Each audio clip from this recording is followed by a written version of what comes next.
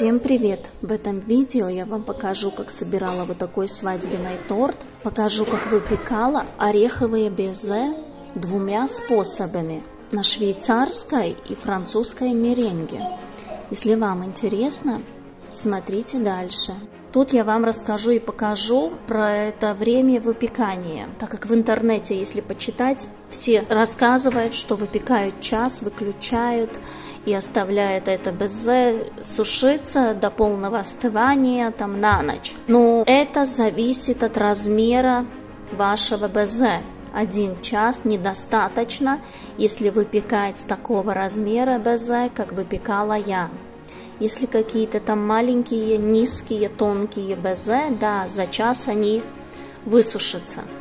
16 сантиметров в диаметре безе сушились быстрее, но с 26 сантиметров диаметром было проблемы в начале, пока я поняла, что это время недостаточно. Тут я много экспериментировала, чтобы понять, сколько надо выпекать в моей духовке такого размера, как у меня. Первое безе испечем на французской меренге. Отмеряем на весах яичные белки, отмеряем сахар. К яичным белкам добавляем щепотку соли, взбиваем миксером до такой пены, легкой пены. Порциями вводим сахар.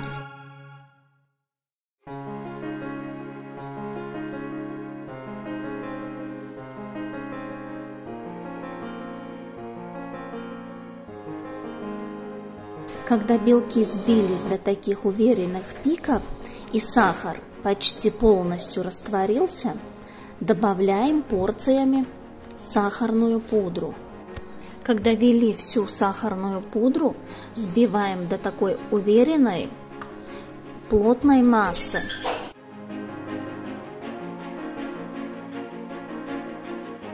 Добавляем яблочный уксус и взбиваем до очень крепкой, стабильной массы.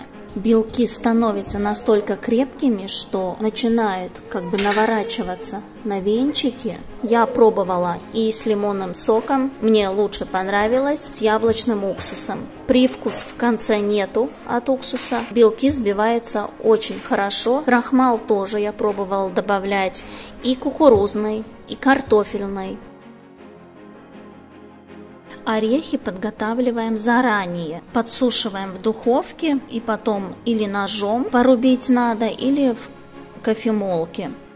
В белковую массу вмешиваем орехи, перемешанные картофельным крахмалом. Потом белковую массу наносим на пергамент, распределяем, чтобы был более аккуратный круг. Я ставлю кольцо, распределяю эту массу по размеру кольца. Если хотим, чтобы этот безе испеченный был аккуратно, ровный, такого размера, какой нам нужен, тогда надо выпекать сразу в кольце. Но чтобы безе не прилип к кольцу, надо по краям поставить пергамент. Если оставить просто кольцо, то безе прилипнет и потом будет труднее его достать, он будет ломаться. Я выпекала без кольца, снимаю кольцо, подровняю, чтобы и верхушка, и бока были более ровные. Но в конце я поняла, что удобнее выпекать с кольцом, тогда вот этот размер безе будет такой, какой надо, не надо будет ничего обрезать.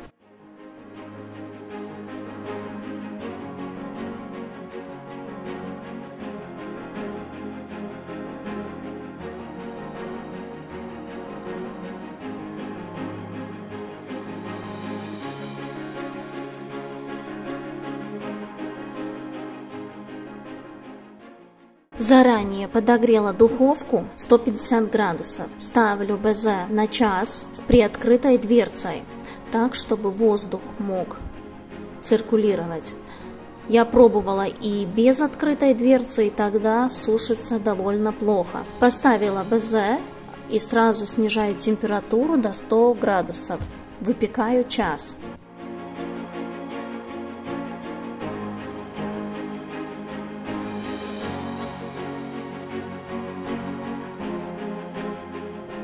А тут я вам покажу, как безе выглядит, когда прошел час. Вот прошел час, я трогаю, сверху он высушился, но если его приподнять, мы видим, что он в середине совсем мокрый, влажный. Ставлю еще на 1 час. Так же само приоткрыта дверца.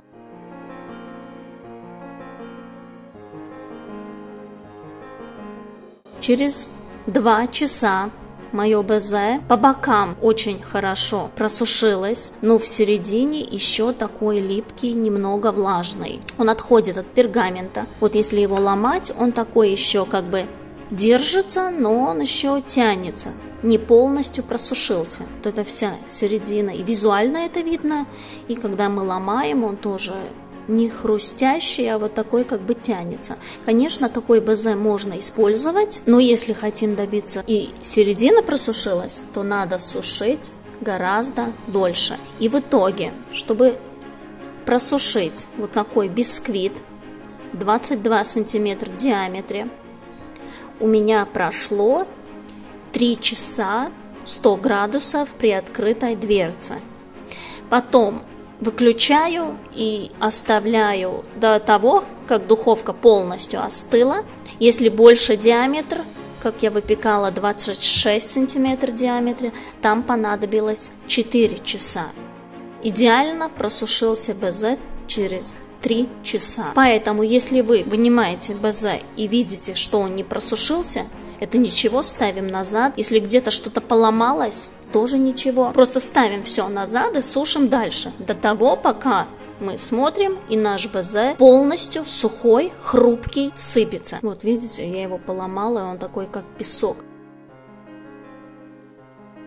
Второй способ – это швейцарская меренга. Тут мы ставим белки с сахаром на водяную баню и греем, мешаем до того, как сахар полностью растворится. Пальцами как бы проводим эту массу. Если не чувствуем крупинки сахара, снимаем с плиты и взбиваем белки до устойчивых пиков.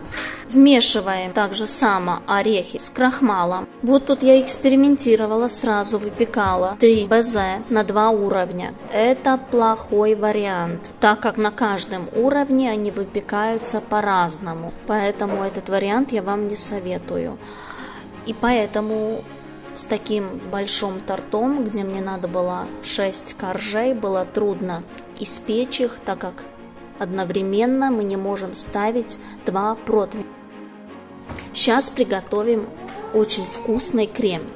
Берем желтки, к желткам добавляем сахарную пудру, кукурузный крахмал, сгущенное молоко,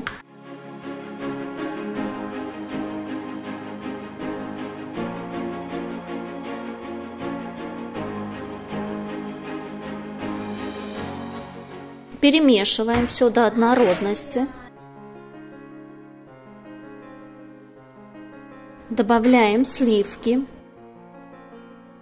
Все перемешиваем и ставим на плиту на среднюю температуру и варим до загустения. Когда уже как бы масса загустела, можем попробовать. Если не чувствуем вкус крахмала, желтков, крем готов. В горячий крем добавляем темный шоколад, перемешиваем, чтобы шоколад полностью растопился. Перекладываем в какую-то посуду, чтобы крем остудить быстрее. Покрываем пищевой пленкой, чтобы не заветривался.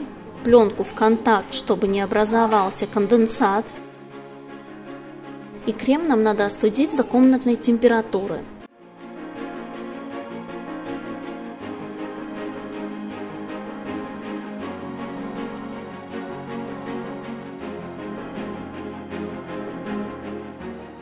Потом берем сливочное масло, немного взбиваем и порциями вводим шоколадно-заварной крем.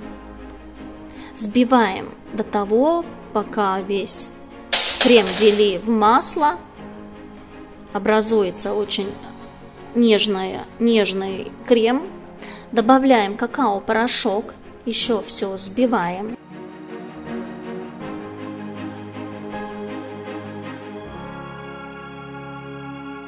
И можем собирать торт.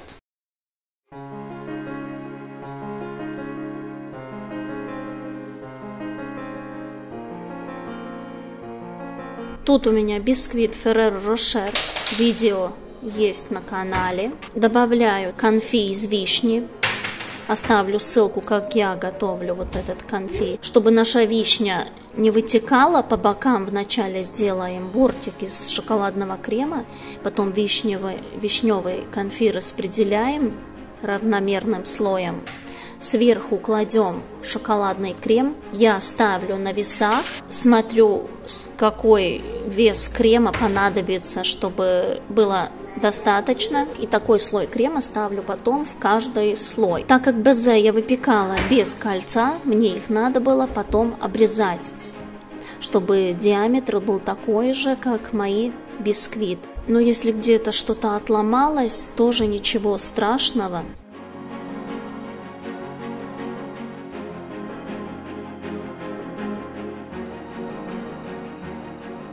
Кладем безе, на безе опять слой шоколадного крема, распределяем и вот так собираем весь торт. У меня были 3 коржа Ferrero Rocher, 2 коржа с безе, 1 слой вишня.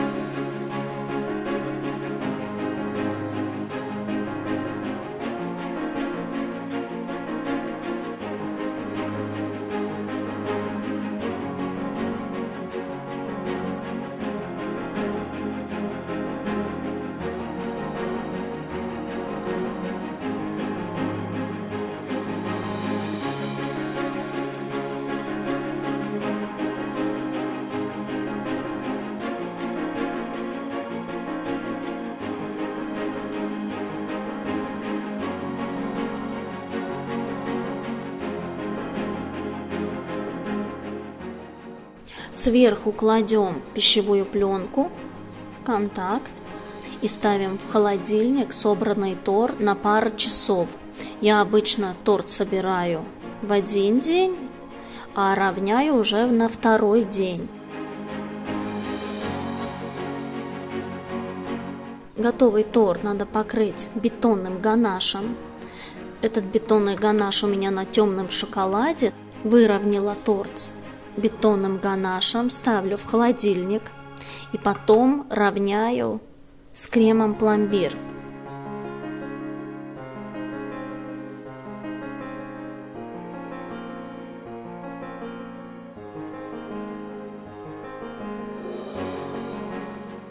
Чтобы выровнять идеально, я уже показывала, что надо ставить сверху подложку такого же размера, как нижняя подложка. И наносим крем. Подробное видео, как я равняю торт до конца и покрываю велюром, у меня уже есть на канале.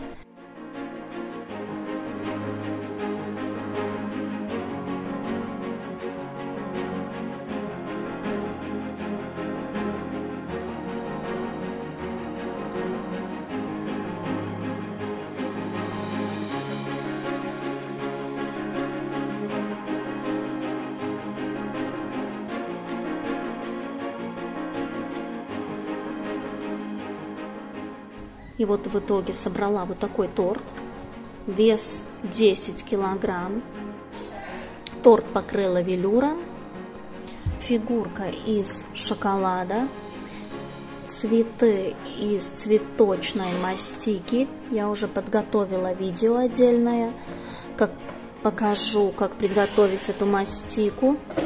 И как я вот готовлю такие розы. Сердечки тут я клала и карамельные, и шоколадные. И отдельное видео будет с съедобными кружевами. Там я тоже подробно расскажу, и как их готовить, и как с ними работать. Все то, что я знаю от своего опыта. Чтобы такие сердечки не отвалились, их обязательно надо ставить на палочки. Прежде чем застыл шоколад, в каждое сердечко ставим палочку, также и в изомаль тоже ставим палочку, застынет, и только так можно прикрепить к торту, и они не отвалятся. Если вам понравился видео, ставьте лайк, подписывайтесь, чтобы не пропустить новые рецепты, идеи, эксперименты. Всем пока!